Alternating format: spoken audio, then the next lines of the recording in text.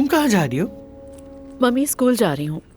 क्या तुम medical leave पर नहीं हो? हूँ, लेकिन स्कूल नए मालिक के हाथ में चला गया है और नए मालिक और टीचर्स के दरमियान इख्तिलाफात हो गए हैं। काफी गड़बड़ हो गई है। टीचर्स मुझे बार बार कॉल कर रहे हैं, तो इसलिए मुझे वहाँ जाके मिलना ही पड़ेगा मम्मी। या अल्लाह।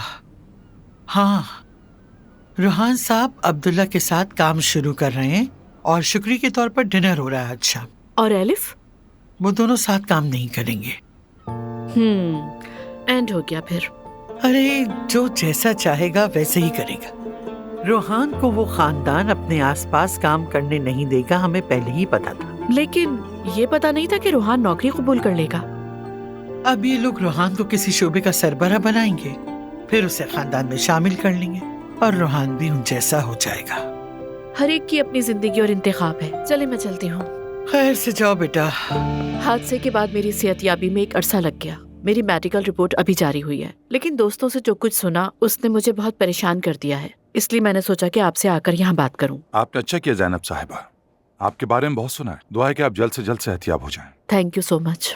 हमारे स्कूल खरीदने का मकसद ये है कि हम अपने नौजवानों को एक बेहतर मुस्तकबिल दें। ये तो अच्छी बात है। तालीम तो पहले भी अच्छी थी, इसमें कोई मसला नहीं, लेकिन पुराने निजाम को जारी नहीं रख सके, इसीलिए कुछ तब्दीलियां करना जरूरी थी। किस किस्म की तब्दीलियां? मसलन ड्रेस कोड। हमारी तालिबात टखनों तक स्कर्ट पहने, इतनी छोटी स्कर्ट के साथ स्कूल नहीं आ सकती। और हमारी एक वॉलीबॉल टीम है जो चैंपियन है, कमाल है, मगर उनका कोर्ट में नंगी पिंडियों के साथ दौड़ना अच्छा नहीं लगता, अजीब लगता है। तो मेरा यही ख्याल है कि इन तमाम चीजों को चेंज होना चाहिए। क्या कहती हैं? आपने जो मुझसे अभी बात की उसका पता है कि आपने कहा क्या है? हाँ बिल्कुल। क्या आप इसकी तायद करती हैं? आपकी शादी उमर उनाल से हुई है ना? एक्सक्यूज मी, उस बात का इससे क्या ताल्लुक है? मैं जाती तौर पर जनाब उमर और उनके खानदान को नहीं जानता, लेकिन उनके बारे में सुना है। हमारे हल्के में बहुत बाइज्जत हैं। तो दरअसल हम कदामत पसंद लोग हैं, इसीलिए हम चाहते हैं कि हमारा स्कूल इस दायरे में काम करे। अब चूंकि आप उनाल खानदान के रुकन हैं, तो मैंने सोचा कि आप और मैं एक ही नजरिए पर हैं। मैं ना किसी खानदान की हूँ और ना ही किसी नजरिए की। और एक बात, मैं सिर्फ एक मकसद के लिए लड़ती हूँ और वो है तालीम। मैंने बरसों एक ऐसे तालीमी निजाम के लिए मेहनत की है जहाँ खास तौर पर लड़कियाँ दबाव के बगैर अपनी खुशी से और शौक से सीख सके। हमारा मकसद भी यही है, एक आजाद तालीम। हमारी बाहिजाब लड़कियाँ आजादी से पढ़ सकें और माहौल से किसी सूरत भी तंग ना हो। सर, असल में तो इसी बात की तकलीफ है आपको। क्या मतलब? अब समझी मैं। आप तो वॉलीबॉल की टीम को भी नंगा समझते हैं। मुझे तो ये समझ नहीं आ रहा आप औरतों से इतना डरते क्यों हैं? और ये बात मालूम है आपको कि इसका मजहब और अकीदे से कोई ताल्लुक ही नहीं है। वैसे भी एक बाहिजाब लड़की को किसी मिनी स्कर्ट पहनने वाली लड़की से क्या मसला होगा? ज़ैनब साहिबा, आप ये मत भूलिए कि आप किससे बात कर रही हैं। यकीन करें आप, मैं यही बात तो भूल जाना चाहती हूँ। ये सोचना ही अफसोसनाक है कि आप जैसे तंग नजर शख्स स्कूल चला सकते हैं। इस स्कूल में लड़कियों की तालीम के लिए हमने बरसों मेहनत की है, मगर आप जैसे लोगों की वजह से कभी कोई तरक्की नहीं कर पाया। आपकी बातों से जाहिर होता है कि हम शायद साथ काम नहीं कर पाएंगे ज़ैनब साहिबा। जी, ये बात तो साफ जाहिर है। रेजिग्नेशन में रिसेप्शन पे छोड़ के जा रही हूँ। ज़ैनब जान। खुशामदीद ज़ैनब। हेलो। कोई मसला हुआ है क्या? नहीं, कुछ नहीं। बैठ जाऊँ जरा मैं। हाँ हाँ, तुम बैठो। ओह, क्या हाल है रोहान? मैं ठीक हूँ, आप बताएं। रिजाइन कर दिया है मैंने, उसके बाद यहाँ पर आई हूँ। रिजाइन क्यों, क्या हो गया? मत पूछो। हमारा स्कूल किसी अजीब से आदमी ने खरीद लिया है। जब उसने लड़कियों के स्कर्ट्स और शॉर्ट्स के बारे में बातें शुरू की तो मैं तो पागल हो गई। या अल्लाह, क्या कहे अब देखो ना, ये वो स्कूल है जिसके लिए मैंने दिन रात एक कर दिया। सब बातें सुन के मेरा ब्लड प्रेशर बढ़ गया। अरे मेरी जान, अब क्या करूंगी इस बारे में? क्या करूंगी एलिफ, रिजाइन कर दिया और बस। मैं उस आदमी के साथ जरा सी देर नहीं रह सकती, वरना वो मेरे हाथों मारा जाएगा। नहीं नहीं, ये सब हमारे साथ क्या हो रहा है यार? यानी ये तुमने नौकरी छोड़ दी, रोहान जा रहा है, दुआस घर वापस चली गई है, तो जैसे सब अजीब ही हो रहा है। यूँ कह लेते हैं कि नई शुरुआत हमेशा अच्छी होती है। क्या कर सकते हैं। वैसे तुम्हें बहुत मुबारक हो रोहान। शुक्रिया। तुमने अपनी जिंदगी के कितने साल दिए थे उस स्कूल को, लेकिन हाँ ये तो है, कुछ नहीं पता कि अब आगे क्या करूंगी। थोड़ा सा जहन ठीक हो जाए फिर नई जॉब देखूंगी। मैं सबके लिए कॉफी लेकर आता। ओके। हाँ ये ठीक है।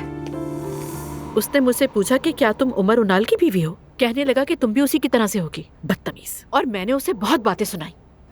बिल्कुल ठीक किया तुमने, बदतहजीब आदमी। भूल जाओ तुम्हें उनकी जरूरत नहीं है। एक दरवाजा बंद होता है तो दूसरा खुलता है, और वैसे भी मेरी जान, तुम काफी मसरूफ रही हो हाल में, अब थोड़ा सा आराम कर लो। हाँ, अब देखूंगी कि आगे क्या करना है।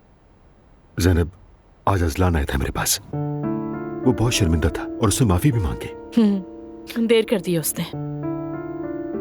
मेरी जान देखो, जैसे तुम नाराज हो, मैं भी उससे बहुत नाराज था, लेकिन मुझे उस पर रहम आ गया। वो वाकई दुआ से बहुत मोहब्बत करता है। मोहब्बत करता है? मेरे लिए उमर मोहब्बत ये नहीं है बिल्कुल भी। अच्छा ठीक है, लेकिन हमें उसको कुछ वक्त देना चाहिए। आखिर उसने अपनी गलती मान ली और उसे बहुत पछतावा है। ठीक है, प्लीज। मैं अपनी इस रात को अजलान की वजह से खराब नहीं करना चाहती। उमर, टॉपिक चेंज करो। ठीक है मेरी जान, जैसे तुम चाहो। छोड़ो इस मौजू को, चलो अब अपनी बात पर आते हैं हम लोग। मेरी जान, तुम्हारा घर तैयार है, प्लीज अब अपना सामान पैक करो और यहाँ पर रहने के लिए आ जाओ। उमर मेरी जान, मैं भी वहां आना चाहती हूँ, लेकिन तुम जानते हो मेरी मम्मी का मसला है।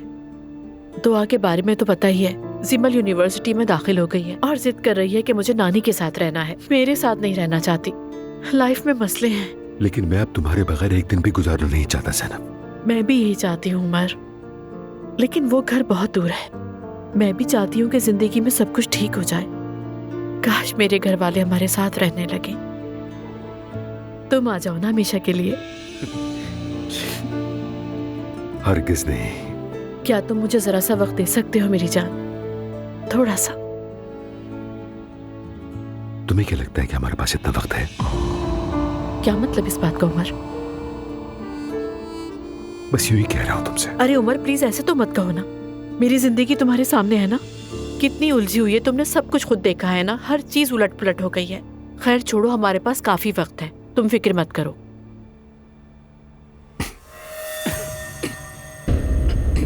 तुम ठीक हो? उमर क्या हो रहा है तुम्हें? बताओ ना मुझे। ठीक हूँ। सच बताओ क्या हो रहा है? मैं ठीक हूँ बिल्कुल ही। वो शायद कुछ निकल नहीं पाया। ये लो, थोड़ा पानी और पी लो।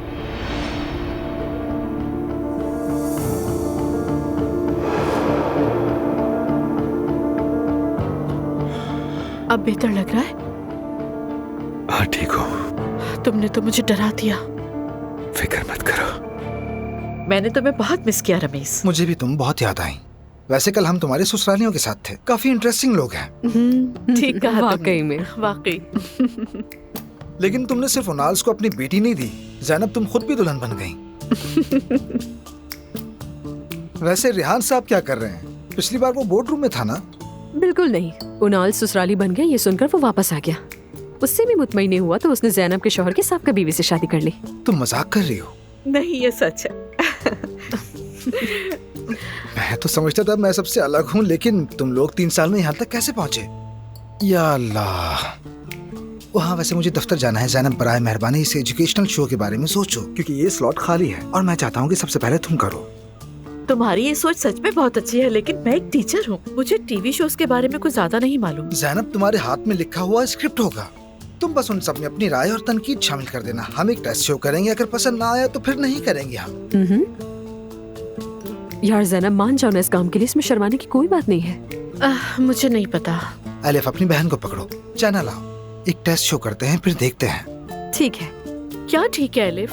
अरे आओ ना, इनकार मत करो प्लीज। ठीक है रमीज, लेकिन सिर्फ एक टेस्ट शूट करूंगी। वो तो एक ही होगा ना। फोन करना मुझे। ठीक है।